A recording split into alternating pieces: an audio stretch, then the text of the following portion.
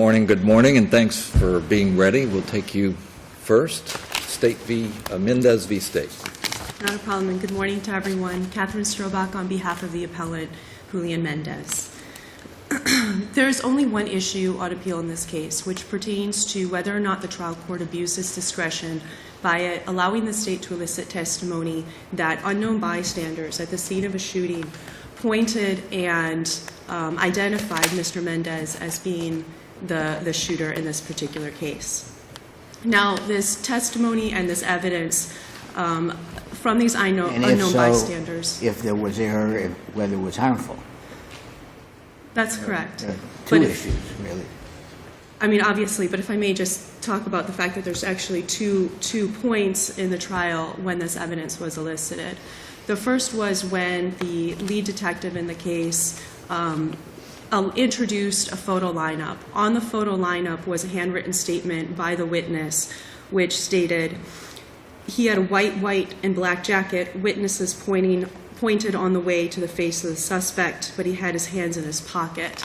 And the statement makes it clear that the person that the witness was identifying was not just somebody that he saw at the scene of the shooting, but was somebody that other witnesses, who we don't know who they are, identified as being the suspect or the shooter in this particular case.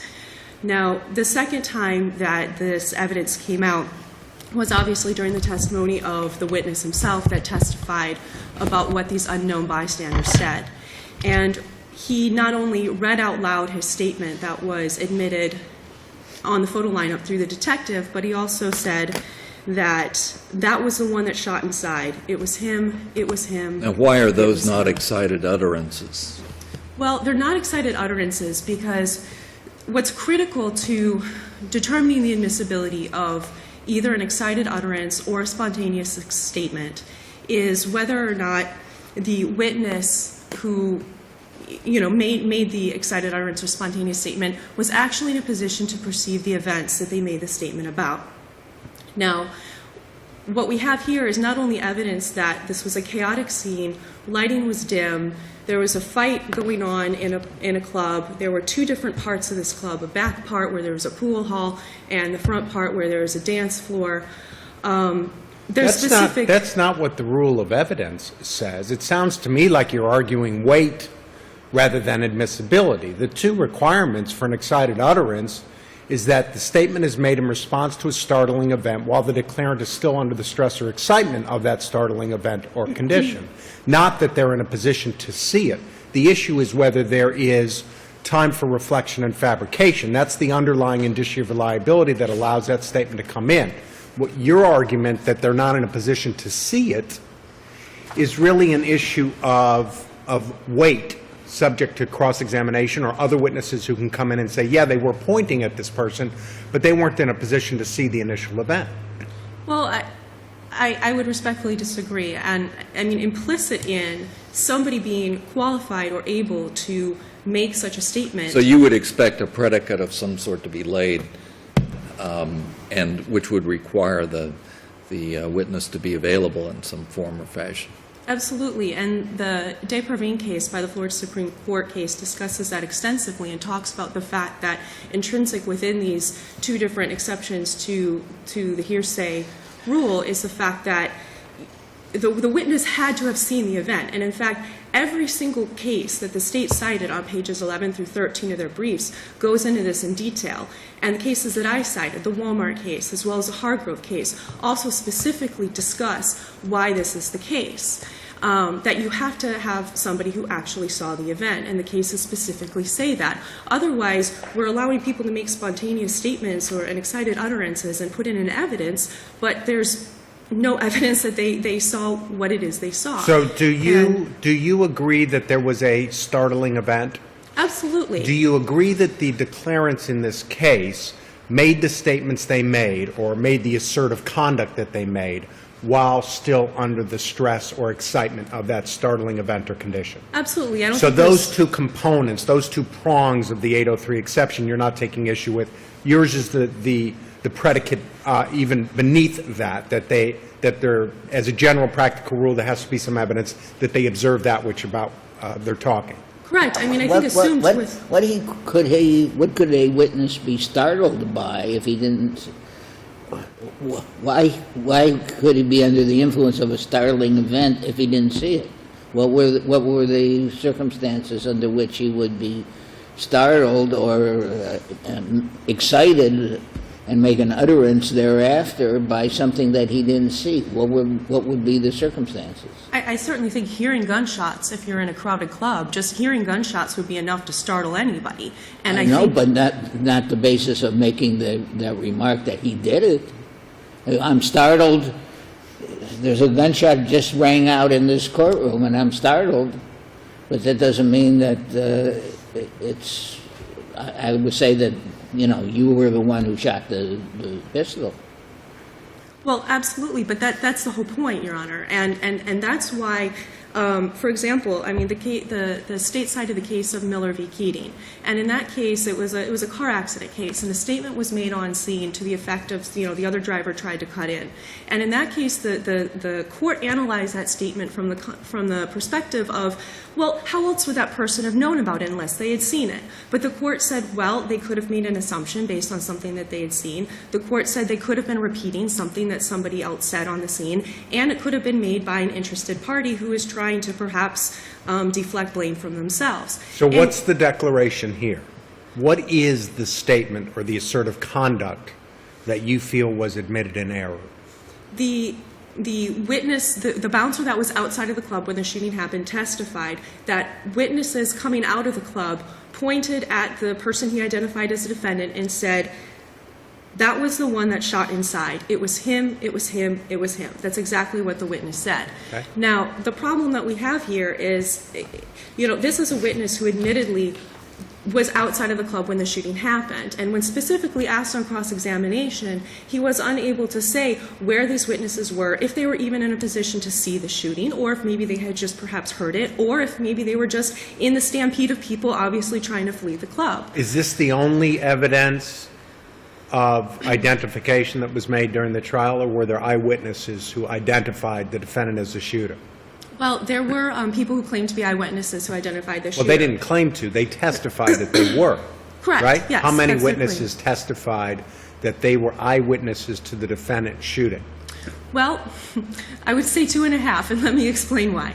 The first witness that testified was the mother of the victim's child, and she was in the club, and she testified that when she picked the defendant's photo out of the photo lineup, she was only 70 to 80% sure that it was him. And the reason she was only 70 to 80% sure, couldn't make 100% positive ID, was the fact that 2 distinctive features were missing from the photo, and also notably from the defendant at any point in history, including in court. Was there anyone who identified someone else as the shooter? I'm sorry? Was there anyone who identified someone else as the shooter? No, Your Honor. No, Your Honor. This witness picked his picture out of the photo lineup, but he did not have the distinctive teardrop-shaped mark, stain, tattoo, whatever it was that was under his eye. He also had never had, at any point in his life, the shoulder-length dreadlocks that were described. Did he take the stand? I'm sorry? Did the defendant take the stand?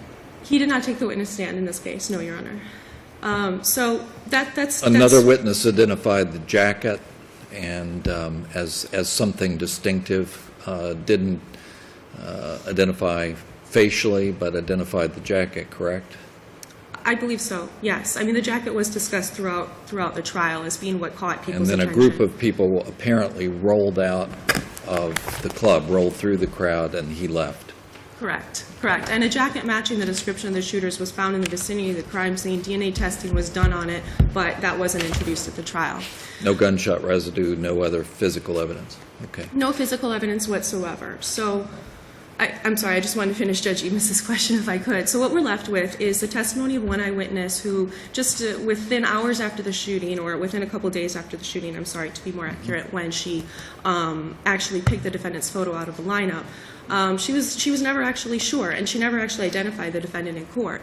Then we have the other testimony of another witness who's the friend of the victim and also his girlfriend, who admitted that she wasn't really watching the shooting. She was looking for her friend, and she testified that she couldn't actually see people's faces in the club. But she also said this guy had this distinctive feature on his face, and she also identifies him as having the long dreadlocks, neither of which the defendant had.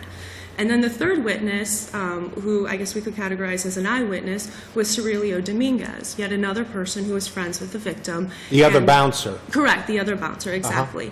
And he gave conflicting testimony at the trial, and that's the difficulty with his statement. First he says, oh, I saw the defendant pull out a gun and shoot. And then he says, actually, I never saw the gun because I was still making my way to the Never back saw of the the club. gun. Never saw the gun. Never saw the gun. But Well, first he says, I saw him pull out the gun and shoot, and then he says, I never saw the gun. I mean, those are clearly contradictory statements. there was a gun. I'm sorry? There was undoubtedly a gun. Well, obviously there was a gun, but we've never found the murder weapon or... Well, you said that they're conflicting, but they're not necessarily irreconcilable, the testimony. In a light most favorable to the verdict, those are not irreconcilable statements. If you see somebody go to their waist and pull out something, you don't see the gun, but you see them hold something up, and you hear a shot, it's fair to say that you've identified the shooter, even if you never actually saw the gun, right? Well, I suppose in the scenario that you just indicated, yes, but I'm sorry if I may. What he did say, though, was he was still making his way to the back of the club, and that's why he wasn't able to see what happened. And Not that able was, to see what happened or not able to see the gun? He wasn't able to see the gun, and his testimony was also called into question by the DJ, and the DJ said that I didn't call the bouncer to come back because there was a shooting or because there was a fight. I called him back because, you know, there were all these people running out and there was a shooting, Right. Which also cast doubt on the reliability of whether or not he actually saw the shooting in and of Okay, we'll itself. give you a couple of minutes for rebuttal. Let's hear from the state. Thank you very much.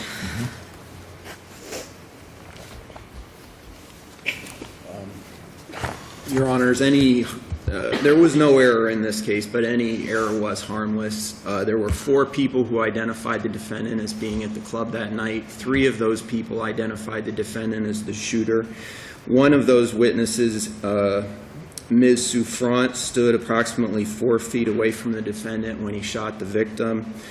There was a 4th witness who was present, who was familiar with the defendant, who witnessed him come into the club and also walk calmly out of the club after the shooting while he was being surrounded by this pandemonium of all these people fleeing. Also, there's evidence that the defendant had a guilty conscience or evidence of guilt, consciousness of guilt, I should say. When he was apprehended a few months later, he was found in Massachusetts. He was found in possession of a driver's license which had his photo on it but had someone else's name on it. He was found in possession of a Social Security card as well as a birth certificate in someone else's name. When asked, when confronted with these detectives from Miami, he recognized them from the television show First 48, and he said something to the effect, oh, they sent the big guns up here to get me. Then he was speaking on the telephone with his family, and he said, hey, they got me. What do you make of the defense argument that there was no proper predicate to show that the declarants under the excited utterance could observe that about which they made their statement or declaration? I would submit that circumstantially the predicate was laid. There was testimony that this was a very small club. There were approximately 100 to 150 people in it. There were shots within the club, so even if people didn't necessarily see it, they probably heard these shots. Also, the stated But how did the evidence circumstantially establish that they saw who the shooter was, such that an excited utterance predicate was formed? Well, there was testimony that inside the club there was a great melee, there was a great pandemonium, chairs were turned over, people were running, people were trying to get out of the club desperately, there was screaming. Yes, I'm not talking about the startling event. I think the defense has conceded that those 2 prongs exist. Startling event, statements made under the stress and excitement. The issue is observation, what any witness would need to establish or have established as a predicate before they can testify, that they observe that about which they're going to testify. How is that established here circumstantial? Well, I would repeat Your Honor's comment that that would go to the weight of the evidence, not necessarily the admissibility of the evidence. There have been 2 cases which I cite in the brief where it says that the identity of the declarant doesn't necessarily have to be established, and therefore, by inference, what Your Honor is asking about wouldn't be established. There's one case, Elmore v. State. That was a murder case where an unknown declarant made a statement. The district court indicated so long as the state proved 4 elements, it was admissible. Also, there's a federal case which obviously isn't binding on this court, but in that case, the declarant was also It's U.S. v. Harris. U.S. v. Harper, Your Honor. It's from Harper, the I'm Eastern sorry. District of Wisconsin. And That's where the woman in the text of the opinion is not identified, but she was pointing, there he goes. Exactly, and that involves shots. But unless the court has any other questions, I'll rest on my brief. Thank you. Thank you. Thank both of you. You want rebuttal? Just very briefly, Your Honor. I just want to make clear the cases I'm relying on for the argument that the witnesses absolutely, like any other witness, these unidentified witnesses would have had to perceive the events. Starting with the state's cases, in U.S. v. Harper, the circumstantial evidence in that case that the witness, the unidentified bystander, saw what happened was testimony, or actually I believe technically it was representation by a state attorney or prosecutor that the woman was going to testify that, or the police officer could testify that the woman was standing in the street directly behind the truck as it sped away, and the truck had smoke coming out of its windows, and the officer himself had heard the gunshots coming from there. It's obviously very different from what we have here. In the Veltri case, the court in that case made a specific finding that the neighbor had actually witnessed the events at hand, and that's completely lacking here. In fact, there was no ability for the trial court to make that determination because the witness here could not establish where these unidentified bystanders were. In Womack, the occupants of the car that were the unknown bystanders there was evidence that they were actually positioned directly next to the perpetrator's vehicle in that particular case. In Floyd, there was testimony by other children that were witnesses to the case that they were all right there in the vicinity when their grandmother was murdered. And in Elmore, also, the court in that case specifically indicated that the person who made the unknown statement, or the unknown bystander who made this statement on that case, was right there and in a position to see what happened. And that goes for Hargrove, Pedrostra, and the Depravine cases as well. So respectfully, we request a reversal on those grounds. All right. Thank you. Brian.